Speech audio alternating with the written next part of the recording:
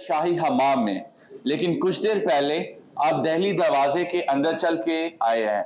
वो शहर के 12 दरवाजों में से एक दरवाजा है जिसे दिल्ली दरवाजा कहा जाता है, लेकिन उसे दिल्ली दरवाजा कहने की वजह यह है कि वो फेस करता है दिल्ली इंडिया को। इस वजह से उस दरवाजे का नाम दिल्ली दरवाजा रखा गया। जबकि दिल्ली में भी एक दरवाजा है जो लाहौर सिटी को फेस करता है, उसका नाम लाहौरी दरवाजा रखा गया। तो शहर के आज से 400 साल पहले 12 दरवाजे थे जो कि शाम के वक्त बंद कर दिए जाते थे और सुबह के टाइम वो दरवाजे खोले जाते थे। यही शहर लाहौर था और शहर को तीसरे मुगल बादशाह अकबर ने 1584 में एस्टेब्लिश किया। तो आज से 400 साल पहले जो जमीन का लेवल था वो ये वाला था। वक्त गुजरने के साथ साथ ये 7 to 8 फीट डिफरेंस आ गया। अभी हम शाही हमाम में है। ये शाही हमाम वजीर खान ने तमीर करवाया था क्योंकि मुगल बादशाह शाहजहां के जमाने में वजीर खान जो था वो एक हकीम था, उसने इस हमाम को तमीर करवाया। इस हमाम में टोटल 21 कमरे हुआ करते थे, जिसमें 8 गर्म पानी के, 8 ठंडे पानी के और 5 जो थे वो स्टीम बाथ थे। अभी हम हमाम के अंदर जा रहे हैं, तो आइए सभी स्टूडेंट्स वो करते हैं।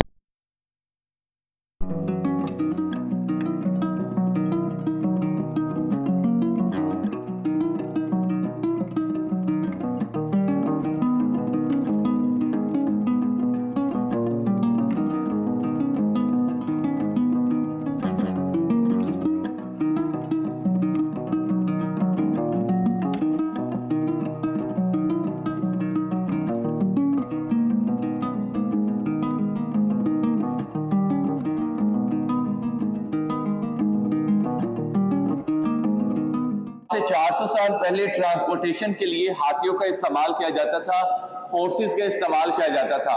तो कुछ लोगों ने बादशाह से मिलने की गर्ज से भी यहाँ पे आया करते थे, कुछ तिजारत की गर्ज। 800 साल पहले ये एक जगह थी जहाँ पे रिसेप्शनिस्ट शख्स तो बैठकर था, लेकिन उसे दखलदार कहते थे। वो कुछ कॉइन्स और करेंसी रिसीव करता था। वो वहां पे जहाँ पे आपने देखी है चेयर्स लगी हुई, वहां पे लोग बैठ के अपनी बारी का इंतजार किया करते। ये साइडों पे चेंजिंग रूम बने हुए हैं, फिर उसके बाद वो इसके इर्द गिर्द बैठ जाया करते थे। ये दरमियान वाली जो जगह है ये फाउंटेन की है। वक्त गुजरने के साथ साथ ये फाउंटेन जो है वो स्टोलन हो गया। When Mughals built this hammam, obviously they used for bath. After Mughals seek to cover the Lahore in 1799, तो सिख टाइम पीरियड में उन्होंने येलो कलर कर दिया इस हमाम में।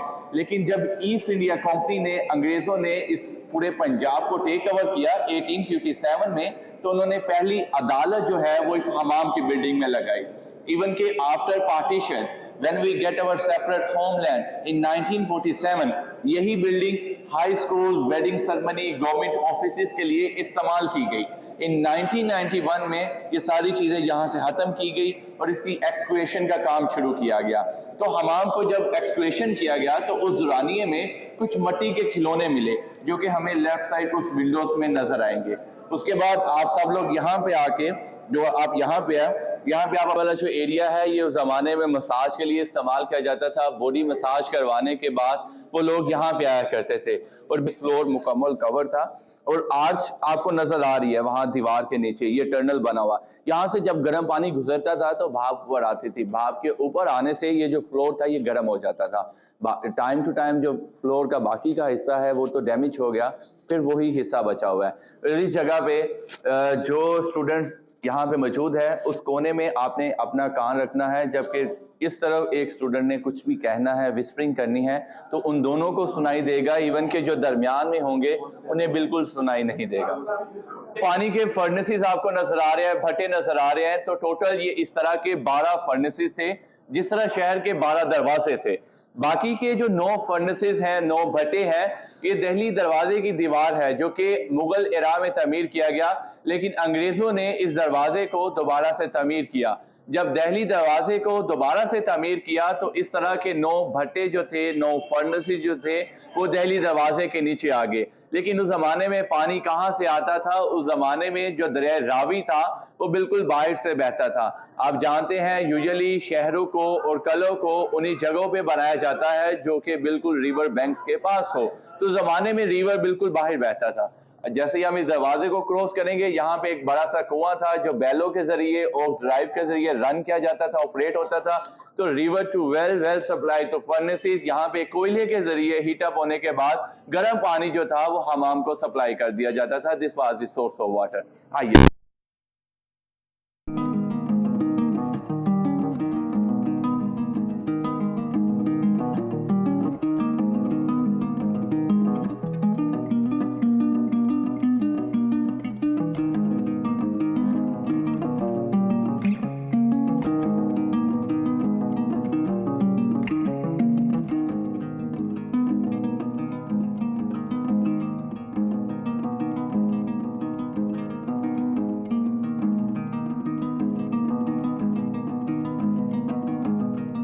वज़ीर ख़ान में है। मस्जिद वज़ीर ख़ान जो है ये मुग़ल बादशाह शाहजहाँ के ज़माने में वज़ीर ख़ान ने तमीर करवाई थी। इस मस्जिद में खूबसूरत जो आपको पेंटिंग नज़र आ रही है ये सारी फ्रेस्को की है, और उस ज़माने में फ्रूट्स और वेजिटेबल के जूसेस से जो पेंटिंग्स की जाती थी वो फ्रेस्को होती थी। लेकिन इस मस्जिद में की गई जितनी भी पेंटिंग्स हैं ये सारी उसी ज़माने की है, 400 साल पुरानी है। मस्जिद के सहन में आपको टाइल वर्क नज़र आ रहा होगा जिसमें छोटी छोटी टाइलों का इस्तेमाल करके कुरान पाक की मुख्तलिफ आयात को मुकम्मल किया गया। इस मस्जिद के सहन में एक अजीम सूफ़ी बुज़ुर्ग हज़रत इसहाक़ गाज़रूनी का मज़ार भी है जो कि 800 साल पुराना है। उसके अलावा हमें यहाँ पे कुछ कमरे भी नज़र आते हैं जो कि 38 है। वो उस ज़माने में स्टूडेंट्स के लिए बनाए गए थे, वो यहाँ पे रहा करते थे, कुरान पाक की तालीम हासिल किया करते थे। दरमियान में एक मेंबर पड़ा हुआ है जो कि 1899 में लॉर्ड कर्जन ने इस मस्जिद को बतौर तोहफ़ा दिया। उस ज़माने में यह मस्जिद 7 सालों में मुकम्मल की गई और शाहजहाँ मुग़ल बादशाह ने इस मस्जिद की और साथ में शालामार बाग की इनॉग्रेशन की जब वो यहाँ लाहौर तशरीफ़ लाए। के जो दिल्ली गेट है ना उससे किला बहुत दूर है और बादशाही मस्जिद भी, तो ये मस्जिद इधर बनाई गई थी ताकि इधर की कम्युनिटी मिलके इधर की कोतवाली की मिलके वो नमाज वगैरह पढ़ ले। उसके अलावा ये कोर्ट के तौर पे भी यूज़ होती रही है। सुभान अल्लाह। इसके आगे 3 और मस्जिद है, सुनहरी मस्जिद है, मोती मस्जिद है, जिसको एक टाइम पे जिसके ऊपर एक एम्परर जो था उसने क्या हो गया भाई मस्जिद के साथ गलत भी किया। इधर पठूरे वाला चौंक है, इसके बाद बिल्कुल उसके आगे जो सिख लोग हैं उनका एक गुरु घर है, उससे आगे सुनहरी मस्जिद है, उससे आगे कसेरा बाज़ार है, और उससे आगे हम राइड पे रहेंगे। राइड पे हम होते हुए कश्मीरी गेट पहुंचेंगे और कश्मीरी गेट से आगे ओके बाय। सब्जेक्ट है लेकिन क्या करूं, मेरी जिम्मेदारी भी है, रिस्पॉन्सिबिलिटी है, that's why I am here कि मैं आपको कुछ बातें साथ साथ चलते हुए बता दूं। पीछे वाली जो आपको इमारत नज़र आ रही है ये हजूरी बाग है। इसे हजूरी बाग इस वजह से कहते हैं, मुसलमानों के लिए मुक़द्दस जो जगह है वो मक्का और मदीना है। सिख मज़हब में 5 मुक़द्दस जगह हैं, 5 मुक़द्दस तख्ते हैं, उनमें से 5वीं मुक़द्दस जगह का नाम श्री गुरु हजूर साहब है। इस वजह से इसे हजूरी बाग कहते हैं। और इसे 12 दरी कहने की वजह यह है इसके 12 डोर्स बने हुए हैं, 12 आर्चेस बनी हुई है। तो महाराजा रणजीत सिंह जो कि सिख रूलर था, उसे जब कोहे नूर का हीरा मिला था उसकी सेलिब्रेशन में, उसकी तकरीब में ये इमारत बनाई गई थी। उस तरफ देखेंगे तो आपको जो रेड सैंडस्टोन से एक कमरा बना हुआ नजर आ रहा है, ये मरते कलंदर हजरत डॉक्टर मोहम्मद इल्लामा इकबाल रहमतुल्लाह अलैह का मकबरा है जो कि 13 साल में मुकम्मल हुआ। और सन 1900 से लेके 1905 तक हजरत डॉक्टर मोहम्मद इल्लामा इकबाल रहमतुल्लाह अलैह शहर के 12 दरवाज़ों में से जो भाटी दरवाज़ा है उसके अंदर वो रहाइश पजीर भी रहे। और वो हर शाम अंदर बाजार हकीमा है वहाँ पे जाया करते, अदबी महफिलों में बैठते, लोगों को अपना कलाम भी सुनाते। और अंदर ही एक जगह है जहाँ पे उन्होंने शायरी का आगाज़ भी किया।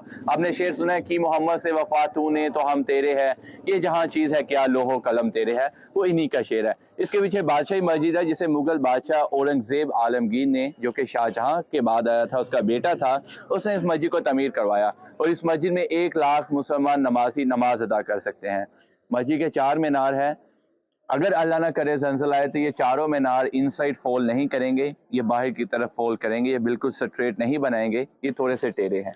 इस तरफ देखेंगे तो आपको कला का तीसरा और आखिरी दरवाज़ा नजर आ रहा है, इसे आलमगीरी दरवाज़ा कहा जाता है। और यही दरवाज़ा आर्मी ट्रूप्स के लिए इस्तेमाल किया जाता था और ये मुगल बादशाह औरंगजेब ने तमीर करवाया था।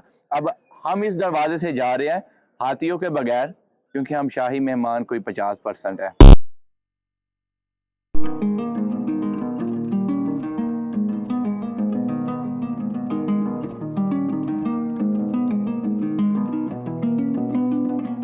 आपके सामने वाली जो आपको इमारत नजर आ रही है, ये मुगल बादशाह जहांगीर का बेडरूम है, उसकी ख्वाबगाह है। और एक मुगल बादशाह और उसकी बेगम नूर जहां, जिनका मकबरा लाहौर पाकिस्तान में है, वो जहांगीर ही है। Remaining all the Mughal emperors and queen's they buried in India and Agra. इसकी ख्वाहिश थी कि इसका मकबरा जो है वो लाहौर में बनाया जाए। उस जमाने में बादशाह से मिलने जितने शाही मेहमान आया करते थे, आपके राइट और लेफ्ट जो रूम्स बने हुए हैं, ये शाही मेहमान खाने हैं, यहाँ पे वो ठहरा करते थे।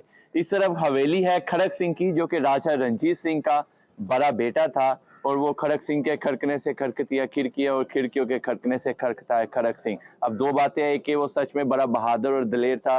जब वो हवेली में आता था, उसकी भारी भरकम रोबदार आवाज से जो विंडोज थी वो वाइब्रेट करती थी। दूसरा, वो बड़ा कमजोर दुबला पतला सा था। हवेली में आता था, जब हवा के चलने पे खिड़कियां वाइब्रेट होती थी, वो खुद भी होता था। अब सच कौन है मुझे नहीं पता। और इसके अलावा यहाँ पे आपको फाउंडेशन नजर आ रही है। यहाँ पे 120 कमरे थे जो सिखों की सिविल वॉर में वो डिस्ट्रॉय हो गए। ये वाली इमारत जो है, ये राजा रणजीत सिंह की बेगम रानी जिंदा का बेडरूम है। अब इसे म्यूजियम में कन्वर्ट कर दिया गया है, जहाँ पे अंग्रेजों के जमाने के, सिखों के जमाने के जंगी हथियार मौजूद है। तो हम इसी को देखने के लिए जा रहे हैं।